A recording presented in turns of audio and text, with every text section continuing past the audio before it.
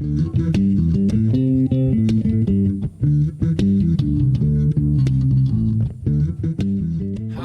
this is Renee and welcome to my Bass Cave channel. This video is about the EMG 45HC 6-string bass pickup.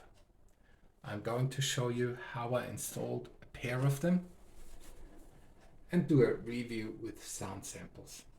Originally, I planned to make this video about how I flipped this cheap Chinese bass into a killer bass, but changing pickups is all it took to make it tops, so the EMG 45HC pickup deserves the spotlight.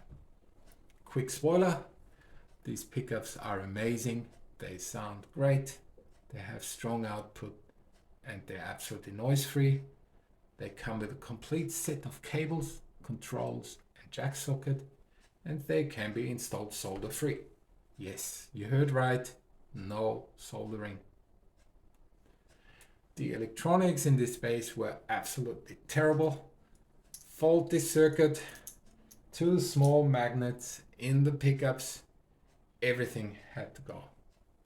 Challenge number 1 was finding the right pickups, especially for this extra wide string spacing. eBay offered cheap Chinese ones, but I suspect that those are the ones that are already in it. I love my Aguilar pickups on my jazz basses. Aguilar actually has 6-string humbuckers, but they could not confirm the string spacing, and I'm not a fan of the magnet points sticking out, plus a hefty price tag. I also had a look at the Bartolini pickups, but they only built to order and did not have a string spacing spec. Then I found the EMG pickup models for 6-string bass, the active 45J, 45DC and the passive 45HC. They were the only ones to confirm the maximum string spacing of 96 millimeters. And what was most intriguing, these EMG 45 pickups came with complete electronics, cables, volume, tone controls and jack socket. And the whole thing solder free. Just stick it together and you're done. Unless you're an expert electrician, matching the right hardware, volts, resistance, grounding, shielding, fiddly cable soldering, hoping your solder connections are right and will hold, this can be a nightmare. So, solder free sounds great. My choice fell on the passive 45HC model. I'm a passive bass fan. I don't like batteries in my bass, a personal preference. Step number 1, strings off and neck off. Naturally, you have to take the strings off, but I also recommend taking the neck off when you need to do more work. It makes it easier to handle and you avoid scratches and dents. Taking off the neck is not my favorite thing to do on a bass. Also, do not apply too much force in case you damage it. Some necks are secretly glued, be careful. Step number 2, got the electronics, pickups all out, all the wiring.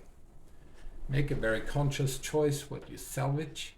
In my case, I was reusing the grounding cable coming from the bridge and the jack socket. Always remember to take a photo of the previous state.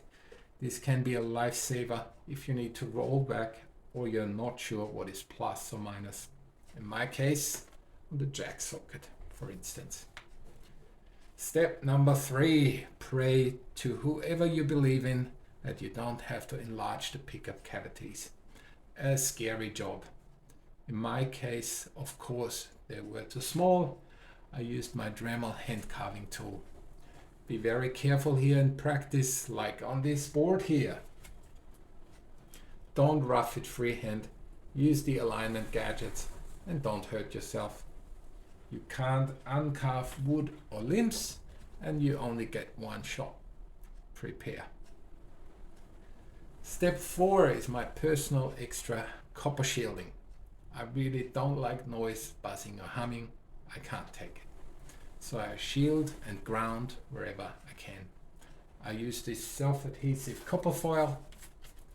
I line all the cavities and also connect them with soldered cables and finally with the ground. Now it's time to fit everything in. Another great thing about these pickups are the instructions. There are 5 perfectly laid out plans how you can stick them together, some completely solder free if you will put it in a fender, for example.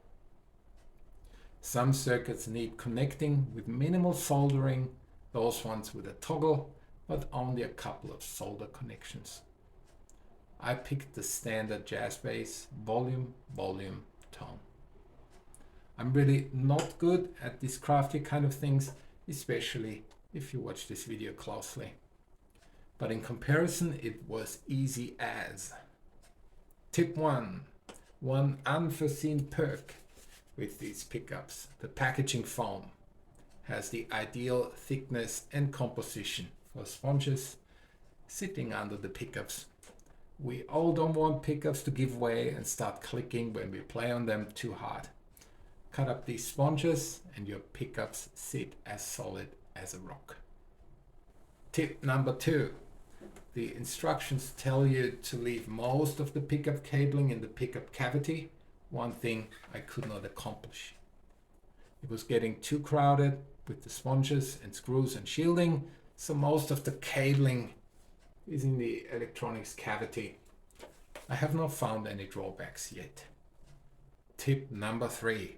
I had a slight panic moment when I connected an amp with the unfitted socket just for testing. It gave a terrible buzz. I was fearing the worst, but when I soldered it to the actual jack socket on the bass, all fine. What a relief. Tip number 4. You can test the pickups before putting strings and neck on. Plug the bass into an amp, take a screwdriver and gently tap on the pickups. You can hear the tapping quite distinctively, like through a microphone. Step number 6, reassemble. I could not wait to get the strings back on and I was blown away. At least double the output volume, a great sound, evenly spread out across strings, 0 noise. A fantastic outcome. Here's some sound sample comparisons. All recordings are straight through, no sound effects, compression or equalizer. I even had to tip the scales a little bit. The EMG pickups were so powerful, they would have distorted with the original gain level.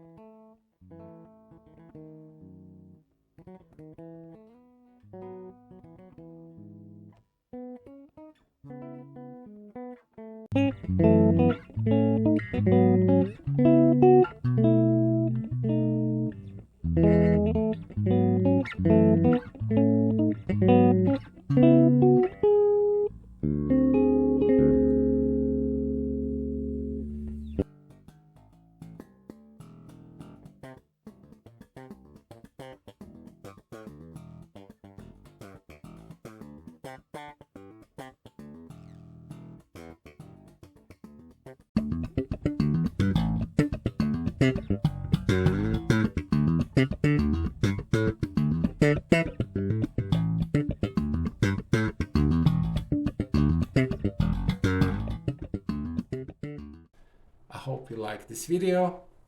Leave a like and subscribe. Stay tuned on the Bass Cave.